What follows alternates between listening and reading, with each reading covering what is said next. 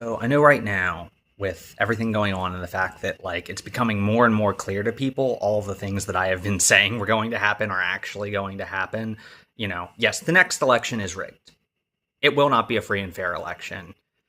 It is not possible for the Democrats to win that election. Period. It's not going to happen.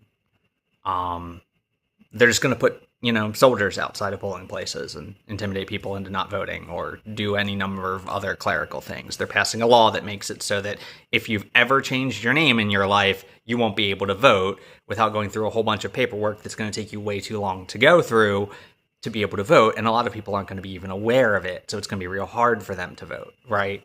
It's going to just, and again, they only have to tip things by about 0.5% of the voting population to flip enough districts to keep their power. And that's all they care about, right? Is just keep it for 2 more years because they can then incrementally move it up.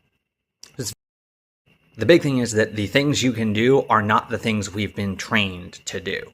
We've been trained to protest. We've been trained to get out and try to get people to vote. Right? That's what we've been told is the right thing to do. Right now, the focus needs to be on, one, building community, right? Make connections with people who are feeling the same way, who are going through the same things, who can help each other out. You can't research every country's immigration laws. But if you get 20 people in a WhatsApp group together, yeah, you can each break it up and each take an area and see what you can get.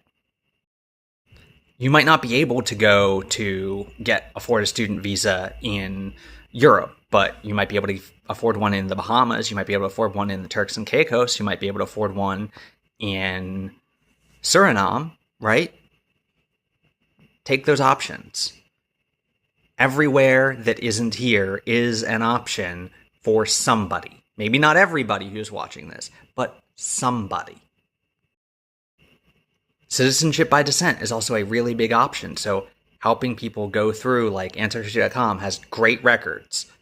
Like they actually can pull government records as you go back through your history, and you might be able to find that, hey, I have Honduran ancestry, I have Italian ancestry, I have Scots ancestry, I have French ancestry, I have Polish ancestry, and you might qualify for citizenship by descent. Your goal, get a passport. If you can get a passport, is the best, or a residence card, second best, for somewhere outside the US, that's what you need, because the US can't take that away from you then.